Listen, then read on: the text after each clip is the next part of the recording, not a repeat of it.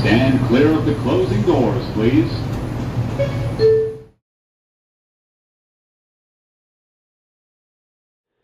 This time last year, I had the Brooklyn Nets in the same bucket as the Atlanta Hawks and Indiana Pacers. Perfectly fine Eastern Conference teams with a little bit of upside. The Hawks barely missed the playoffs and won the number one overall pick. Meanwhile, the Indiana Pacers fully capitalized on their side of the playoff bracket and made it to the Eastern Conference Finals. When it comes to the Brooklyn Nets, let's just say it funny. When it comes to the Brooklyn Nets, let's just say it's funny how things work. The Brooklyn Nets were mid in 2023-24, finishing with a 32-50 record and ultimately firing their head coach. They finished 23rd in offense and 20th in defense. Cam Thomas was the team's leading scorer with 22 points per game, but he's an elite chuck. He's also a hooper's hooper. We'll hear about him in varying tones from a detriment to a guy carrying the Nets. He generated his own shot 36% on good volume, but the 192 assists to 1,190 shot attempts labels him as a bit of a chuck. Mikal Bridges had a nice jump directly after the Kevin Durant deal. Mikal Bridges had a nice jump in efficiency directly after the Kevin Durant deal, and it felt like he was becoming a star.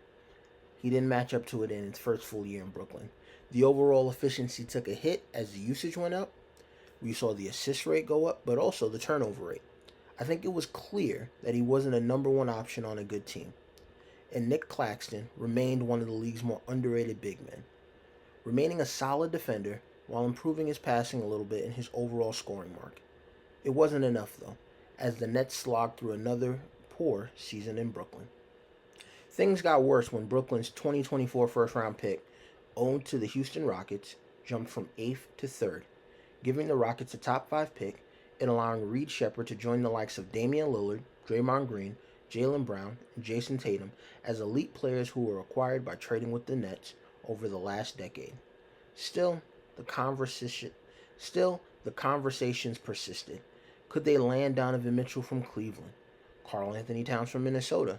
The goal was ultimately pairing another star with Bridges and going with their litany of draft picks from the Phoenix Suns into the next generation of good Brooklyn Nets basketball. President of Basketball Operations Sean Marks had other ideas, shipping Mikal Bridges, the best asset from the Kevin Durant trade, to the New York Knicks for 5 first-round picks.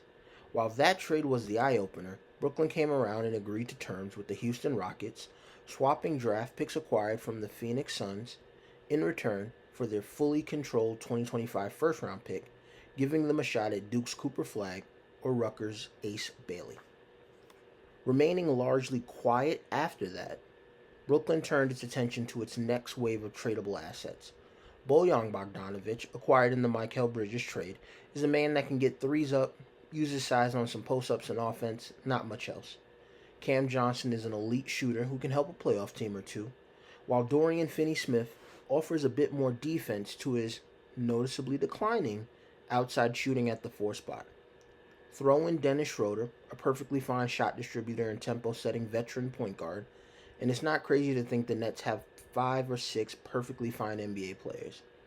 However, the main goal here is to be bad, which means the Nets will look to trade several of these players in return to get several draft picks or future players kind of to help fix the team in the long run.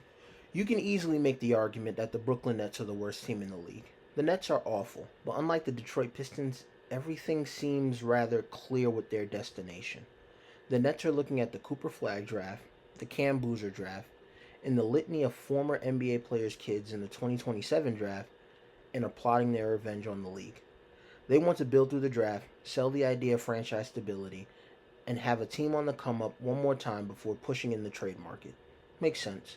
With the Celtics having a stranglehold on the conference and the Wemby era quickly approaching, I can't hate the idea of a team deciding to pivot to try to build the best team possible to avoid those periods.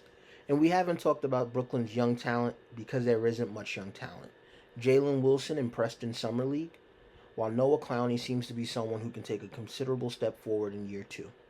Because of this, I wouldn't be shocked if Sean Marks in Brooklyn decided to explore some young talent on the market, just to balance some things out.